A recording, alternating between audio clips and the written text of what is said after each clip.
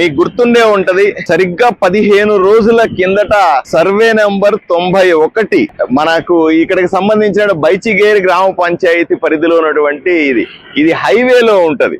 మీరు ఇక్కడే ఆంజనేయ స్వామి విగ్రహం కొంచెం ముందుకు వస్తే హైవే మీదే కుడివైపున రోడ్డుకే ఉన్నటువంటి సుమారుగా 78 సెంట్లు స్థలాన్ని ఎవరో కబ్జా చేశారు అనే వార్తలు వచ్చిన తర్వాత నేను వచ్చాను.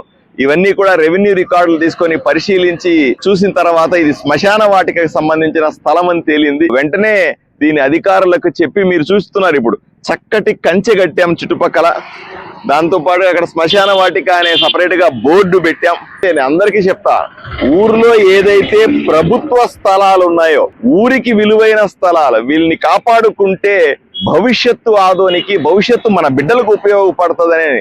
ఎందుకంటే మీరు చూశారు, గత ప్రభుత్వంలో వైఎస్ఆర్సీపీ అధికారంలో ఉండగా ఎక్కడ పడితే అక్కడ ఆక్రమించుకుంటా పోయినారు.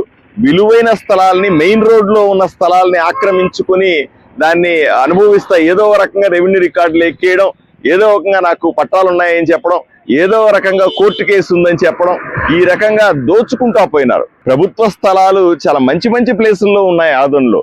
దీని వెనకనే ఇప్పుడు ఈ స్థలం ఉంది, దీని వెనకనే సుమారుగా 13 ఎకరాలు మనము డిగ్రీ కాలేజీ కోసం 5 ఎకరాలు, అలాగే ఆర్టీఓ ఆఫీస్ కోసం మిగిలిన స్థలాన్ని అక్కడ కేటాయించాం.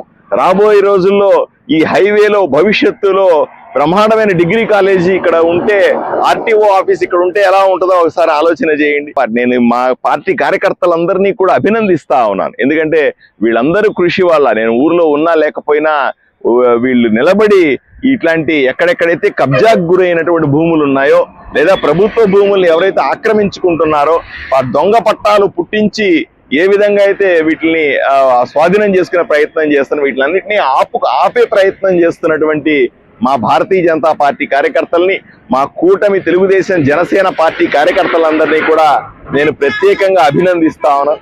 ఒకటి మాత్రం చెప్పగలను, ఆదోనిలో ఉన్నటువంటి ప్రభుత్వ భూములకి కాపలా కాస్తాం, భవిష్యత్తు కోసం వీటిని ఉపయోగిస్తాం. భవిష్యత్తు ఆదోనులకి ఈ ప్రభుత్వ భూములు ఉపయోగించి అభివృద్ధి చేసే ప్రయత్నం చేస్తాం.